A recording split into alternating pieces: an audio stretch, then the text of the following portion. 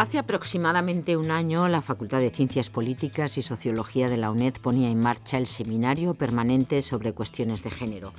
Decía entonces la decana de nuestra facultad, Consuelo del Val, profesora del Departamento de Sociología 1, que este seminario nacía, entre otros, con el objetivo de perpetuarse en el tiempo para abordar temas de actualidad, tanto desde el punto de vista teórico como de prácticas sociales. La sesión inaugural fue todo un éxito.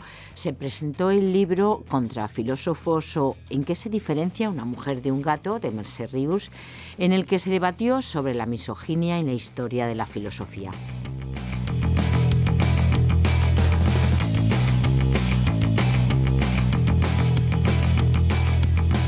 A este encuentro han seguido otros acontecimientos no ajustados a una periodicidad concreta, pero todos ellos han seguido un hilo conductor y se han abordado temas de actualidad e históricos, algunos polémicos, como la prostitución, pero como decimos, sin perder de vista el espíritu por el que este seminario permanente sobre cuestiones de género comenzó su andadura.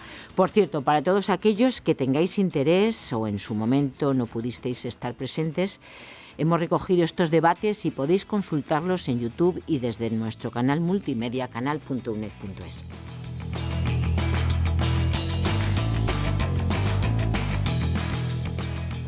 Y hoy nos acompaña Consuelo del Val, decana, como decíamos, como hemos apuntado, de la Facultad de Ciencias Políticas y profesora de la UNED, y Marisa García de Cortázar, también una compañera infatigable en estas tareas de la sociología, también profesora de nuestra facultad.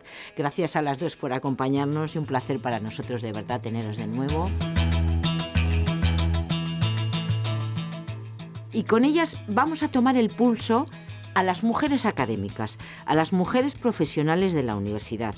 Queremos analizar qué efecto ha producido la acreditación sobre la carrera profesional de estas mujeres y cuáles son las diferencias que ha suscitado el antes y el después de esta acreditación. Con ello decíamos que queremos dar también visibilidad y presentaros un seminario que se celebró recientemente y del que también abordaremos las conclusiones, los temas. Y bueno, pues en fin, vamos a empezar ya. Profesora del Val, sí nos gustaría tomar un poquito el pulso al seminario permanente, si va cumpliendo los objetivos por los que usted misma lo impulsó. ¿Cómo va este tema? Y gracias de nuevo, Buenos días. Buenos días. Buenos días. Bueno, pues Ana, como bien decías, este seminario empezó su andadura con una idea clarísima, que era tratar o tomar el pulso a esos temas que están relacionados con la igualdad, sobre los que no hay que cejar en el empeño de poner día a día sobre la mesa y en las ondas, a través de las ondas, por supuesto, las dificultades que tenemos, los logros, pero también las dificultades que tenemos las mujeres en todos los ámbitos de la sociedad. Entonces, hemos estado tratando temas que han sido más polémicos. Estábamos hablando de la misoginia, también de la prostitución, pero no hay que perder tampoco de vista otros temas que también son indicadores de ese estatus al que hemos llegado en la lucha por la igualdad, las mujeres, pero que sobre todo en élites, vamos a hablar en este seminario hablamos de élites, que son las catedráticas de universidad. Eso es, como digo, esto es un indicador también de hasta qué punto, porque muchos logros se han conseguido por ejemplo, en la administración, evidentemente, en los niveles medios o en los niveles bajos. Pero cuando llegamos a los consejos de administración, cuando llegamos a los puntos culminantes de las carreras profesionales, ahí nos encontramos que hay mucha oscuridad. Y creo que es importante también ponerlo en evidencia. Este es un tema que tratamos en este seminario y queremos también anunciar que vamos a seguir en la brecha y vamos a tratar temas próximamente sobre mujeres y discapacidad. Vamos a hablar de algo tan reciente también como las manifestaciones de mujeres ante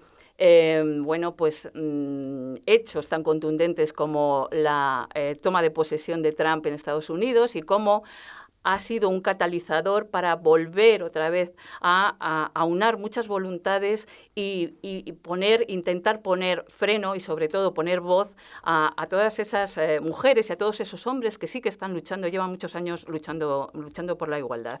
Y en esa medida, este seminario, que además es, digamos, la cabeza más visible de la unidad de igualdad que hemos montado también en la propia facultad y que ayuda a complementar y que va mucho más a pie de tierra también de la unidad de igualdad que tiene la propia universidad, ¿no? Entonces, en ese sentido, estamos aquí, vamos a seguir. La periodicidad muchas veces también es fruto de la disponibilidad de los que van a debatir y eso es lo que hace que las fechas puedan ir modificándose a lo largo del tiempo. Bueno, pero a pesar de esta fluctuación va con buen ritmo y con temas, como decimos, interesantísimos, tanto de actualidad como clásicos. Profesora García de Cortázar, comentábamos antes fuera de micrófono que hay datos realmente alarmantes sobre la situación de las mujeres en distintos ámbitos. Usted lleva muchos años, más de 20, investigando en torno al tema que hoy nos trae, el efecto de la acreditación sobre la carrera profesional de las mujeres en la universidad. ¿Por qué suscitó o qué suscitó su interés por este tema? Yo estaba trabajando durante muchos años con la profesora García de León en el tema de élites femeninas. Entonces, lo que queríamos conocer era la situación de las mujeres en las esferas profesionales más elevadas en relación con sus compañeros varones. En ese sentido, hicimos una investigación sobre las ingenieras, otra investigación sobre las catedráticas y posteriormente con la profesora Consuelo del Val y otros sobre las científicas y sobre las periodistas. Es decir, que es una línea que lleva bastante tiempo en mi quehacer. El hecho de que estuviéramos estudiando las catedráticas se debe a un hecho en sí. Lo que no está escrito, lo que no está cuantificado, no existe. Los datos que existían sobre mujeres y hombres en la Universidad Española eran completamente ambiguos, o sea, muchas veces ni siquiera se sabía el sexo de la persona, con lo cual cualquier estudio comparativo resultaba muy difícil. Nosotras nos empeñamos en que en el tema de las catedráticas aportar algo más de luz a esto.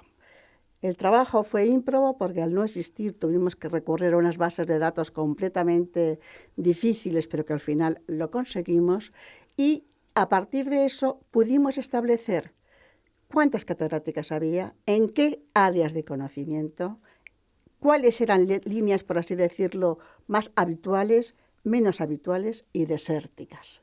También hicimos una encuesta en la que respondieron bastantes catedráticas y que les preguntábamos más que nada sobre su biografía personal y académica de cómo había esto. En 1994, que son de donde son los datos, había 700.000 alumnas universitarias en España, 20.000 profesoras universitarias, 550 catedráticas. Es decir, el 10% del conjunto de las catedráticas nada más eran mujeres. El 90% restante eran varones. Además de esto, pues, ¿qué vimos? Pues vimos que en determinadas áreas de conocimiento, por ejemplo, en los temas de salud, en los temas de ingeniería y tecnología, la presencia era prácticamente simbólica. Y las que estaban en el resto de las áreas, estaban dispersas. O sea, no había un departamento o una facultad que contara con varias de la misma materia para poder hacer algún tipo de gestión conjunta. Pertenecían a universidades o muy jóvenes o a universidades, por así decirlo, muy clásicas como la Complutense, que al tener más enseñanza, más docencia, pues podían sacar plazas de este cariz, ¿eh? En general podemos decir simplemente como base, como algún tipo, por ejemplo, en las áreas de salud había 860 catedráticos varones y 64 mujeres. En tecnología había 828 y 22 mujeres. Bien es verdad que de ese 9.8, de ese 10% que eran mujeres, la UNED tenía el 13%, o sea que estábamos mejor, ya en el año 95 estábamos mejor que entonces. ¿Qué ha pasado 25 años después? Bueno, pues Consuelo lo sabe como socióloga, hay un clima social completamente distinto. Distinto. O sea, la atención hacia los temas de la mujer se ha disparado. Sí, eso es la ventaja, porque justamente, y por enlazarlo, es decir, hace 25 años, 20 años, vamos a decir, Marisa estaba diciendo que el porcentaje de catedráticas era muy reducido. Es verdad que en estos 20 años se ha duplicado. ¿Pero a qué se debe esto? Bueno, pues por supuesto, la preocupación y la lucha en este país por el tema de las mujeres, por la no discriminación, por la igualdad, pues ha marcado también pautas y políticas públicas claras, y estamos hablando en términos también de promoción dentro de lo que es la administración. Bueno, la administración en educación, y tanto pública como privada.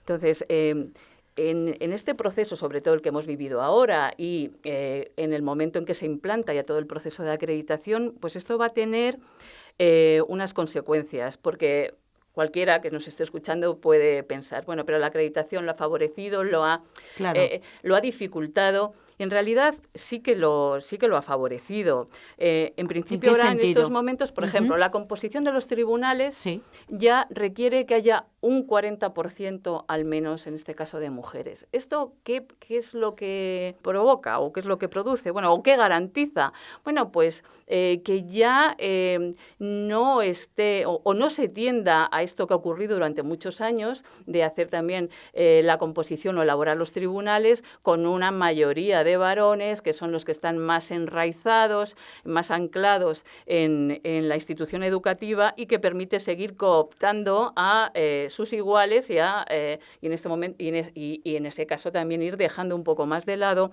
a las posibles candidatas, ¿no?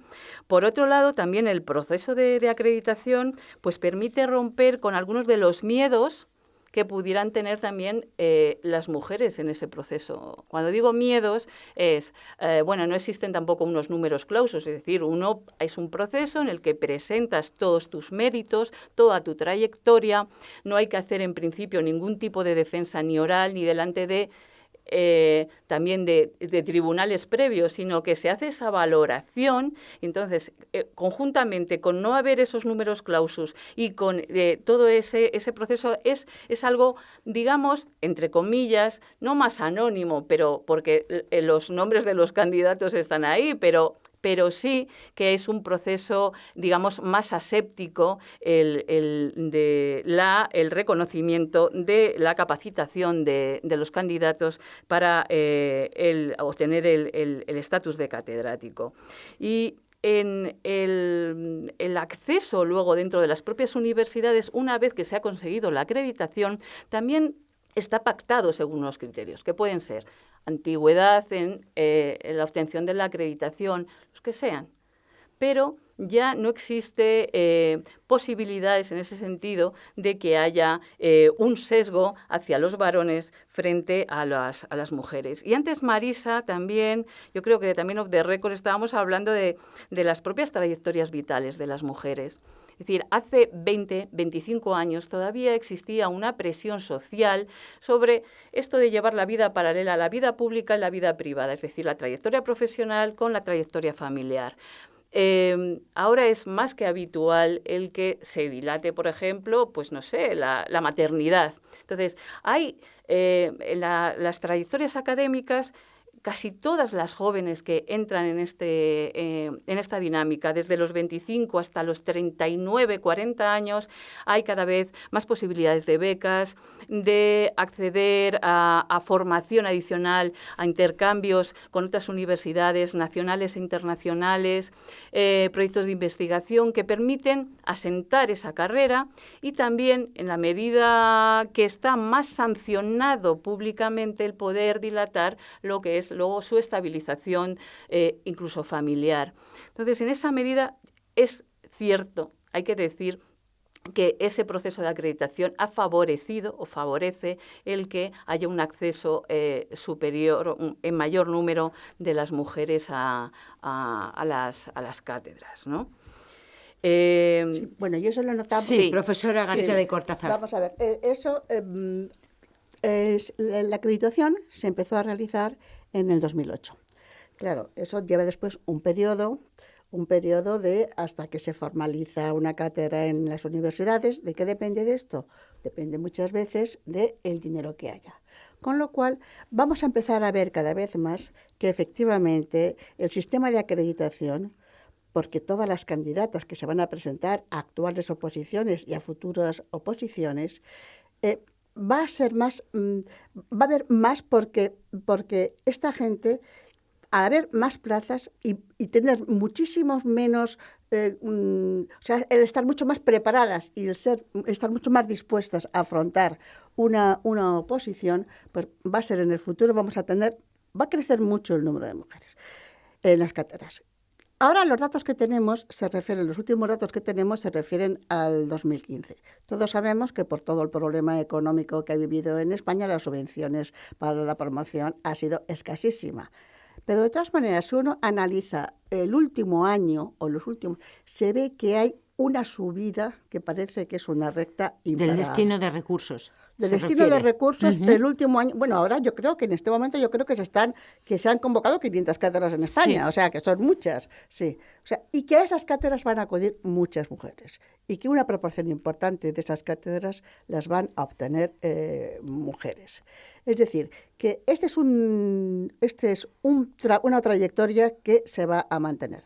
Eso no implica que actualmente todavía estemos realmente carentes en el sentido, no digo que muy, o sea, en relación a hace 20 años hemos duplicado el número de catedráticas. Un 20% de mujeres son catedráticas frente al 10% que había. Es una cifra no muy grande, pero sí reveladora de cómo se puede ir esto. Pero sobre todo lo importante es el número de catedráticas y dónde se han ido. O sea, recordemos que habíamos dicho antes que había algunas materias, como podía ser medicina o como podía ser ingeniería y arquitectura, en la que la presencia era meramente testimonial. Bueno, pues vamos a dar algunas cifras, no muchas para no aburrir, pero sí que sean significativas. Claro, yo creo que es importante. Por ejemplo, el área de conocimiento de la física teórica, que es un área importantísima en todo el mundo, en todas las universidades de gran prestigio, los académicos de física teórica son realmente apreciados y valorados. Pues nosotros hemos pasado de una catedrática a 6. Tenemos más que el MIT en física teórica. En electrónica hemos pasado de 0 a 6. En medicina, que decíamos que no había ninguna, ahora tenemos 9. Es decir, se han diversificado y han acudido a las áreas. ¿Qué ocurre también? Que hay áreas desérticas. Cirugía. Había una mujer catedrática en el 95, hay una mujer catedrática en el 2015. Es curioso este dato. En obstetricia y ginecología, pues, en fin, una especialidad a la que las mujeres tienen que recurrir muchas veces. Había 0 mujeres en el 95 y en el 15 sigue habiendo 0 mujeres. No hay ninguna catedrática de obstetricia y ginecología en España. Lo mismo ocurre en pediatría. Pediatría hay 0 mujeres actuales, como lo ha habido siempre.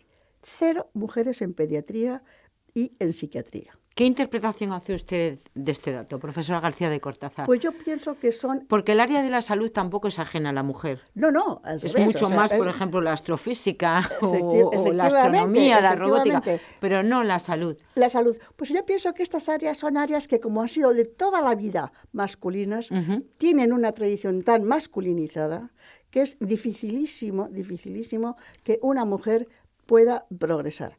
Si vemos los hospitales, están llenos de mujeres además que triunfan en sus respectivas especialidades. Pero yo pienso que es más bien un problema de tradición obsoleta, de tradición antigua completamente, que no saben comprender cómo estas áreas necesitan mujeres, porque toda la medicina y en el fondo hospitales, instituciones, universidades mejorarían. Bien, nos congratulamos de estos avances. Y bueno, no sé si quiere añadir algún dato más, profesora García de Cortázar, profesora del VAL. En la Universidad Española, en el conjunto, las mujeres catedráticas hay un torno a un 21%. La UNED, justamente, es la universidad que más destaca, porque tenemos un 31% de mujeres de catedráticas, ¿no? Del conjunto de la universidad. Esto es una grandísima noticia. Sí, bueno, además también hay que recordar que es la única universidad española que ha tenido 2 rectoras por encima de cualquier otra universidad. Entonces, en ese sentido, vamos a decir que también que parece que es una universidad de oportunidades, en este caso también para las mujeres.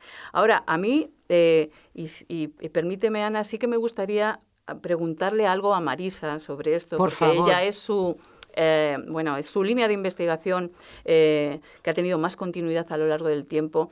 Y claro, estamos hablando de datos estadísticos, pero a mí me gustaría, que esto es algo que se ha tratado en el seminario, de ver esa perspectiva, digamos, más personal, de la vivencia de las catedráticas sobre todo ese proceso, porque claro, una puede sentirse perfectamente no discriminada u olvidar en el camino todos los, todos esos hándicaps o todas esas zancadillas que le han puesto en todo el proceso para conseguir llegar a la cima. Marisa, en ese sentido, ¿qué puedes comentar? Pues nosotros cuando hicimos este estudio que hemos estado hablando de cifras, también hicimos una encuesta, como he dicho.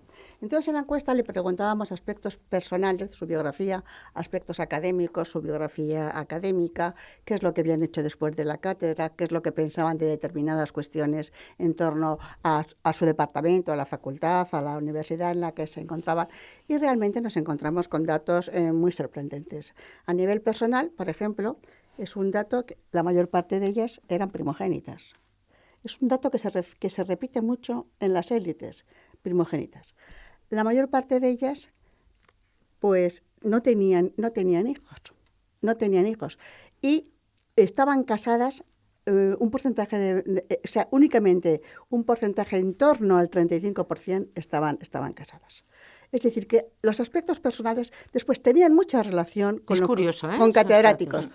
O eran parejas de catedráticos, o sus padres habían sido catedráticos, o alguna familia. Es decir, conocían el sistema. Después, ¿qué hacían una vez que querían acceder a la cátedra? ¿De dónde le venían las ayudas para esto? Responden mayoritariamente, de mí misma o de mi familia. O sea, no era una ayuda institucional, no era una ayuda por sus méritos, no era una ayuda en su departamento, era una ayuda personal. ¿Quiénes son tus mentores? Mi familia y a veces los catedráticos, los directores de departamento. Es decir, una trayectoria académica mucho más difícil que la de los varones, porque aparte de tener que luchar por tener una cátedra, que siempre hay que tener unos méritos y unos estudios y unas publicaciones, tenían que luchar contra esa cosa de no me apoya mi propio departamento, me lo tengo que ganar.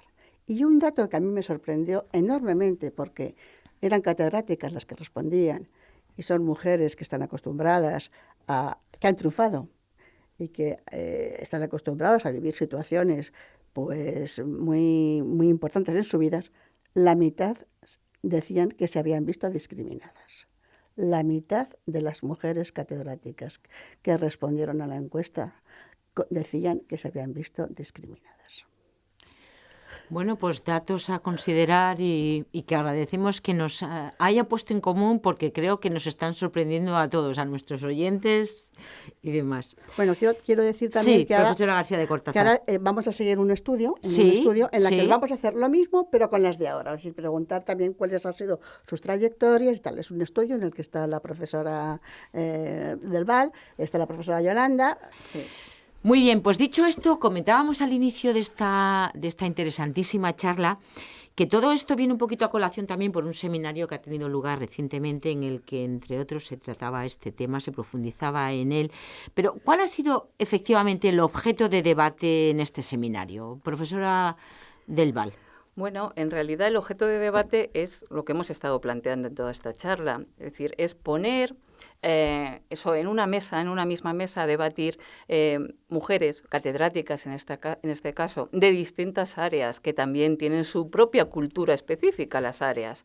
Entonces, de ponerlas y a contar su propia, que hicieran memoria, o historia oral prácticamente de toda su trayectoria. Todos estos temas de los que hemos estado tratando, pues ver su biografía, sus perfiles, esos problemas que han tenido, también los apoyos y una valoración sobre esos procesos. Las que hicieron la transición a la cátedra con el concurso tradicional, las oposiciones tradicionales, procesos de habilitación, que también es el previo, y las que son más jóvenes ahora. Y su trayectoria ha sido diferente, en otro contexto también un poco, que ha variado a lo largo del tiempo con el proceso de acreditación. Entonces, hemos tenido asistentes de prehistoria, de ciencia política, de áreas de ciencias, que han permitido y han puesto unas y otras, como digo, a disposición de todos los asistentes y todos los que lo han seguido en streaming y demás, pues esas vivencias. Y han hecho también su propia valoración de esos procesos, como digo, también la percepción de cómo se ven unas a otras, ¿no? Entonces, es interesante y sobre todo para nuestra investigación, hay que decirlo también, hay que señalarlo, es una información muy valiosa, ¿no? Porque nos permite, Marisa ha trabajado durante mucho tiempo. Y hace, por ejemplo, el caso de hace 20 años, de esa investigación sobre las catedráticas, y habría que contrastar. Entonces, en este momento es el momento ideal tener esa primera información de estas, que sobre todo de estas mujeres que ya han vivido ese proceso de acreditación y que han tenido, también ciertas ventajas, entre comillas, porque también sigue habiendo muchísimas limitaciones, desgraciadamente, y como decía antes, muchas zancadillas, pero que permite también poner en contexto y permitir hacer ese análisis comparado, que es lo más enriquecedor y es lo que buscamos básicamente siempre todos los científicos sociales, ¿no? Sí, la profesora García de Cortázar quería hacer alguna anotación también al respecto del seminario. Pues nada, el seminario ha sido, como dice Consuelo, ha sido una especie de fase exploratoria de por dónde van a ir los tiros, por dónde, qué es lo que realmente interesa investigar, cuáles son los problemas y las dificultades que han tenido unas y otras, hacer lo que decíamos, la comparación, y después también, en el fondo, pues ver que animar a los candidatos y a las candidatas y a las futuras candidatas a que no tengan miedo a las cátedras, no tengan miedo a presentarse a los sexenios, porque muchas veces hay una especie de inhibición particular que hace que uno no dé de sí todo lo que puede dar de sí y todo lo que tiene derecho por un problema de timidez o de lo que sea. Pues hay que ir a los sexenios, hay que conseguir sexenios, hay que firmar la acreditación, hay que firmar libros. Es decir, hay que trabajar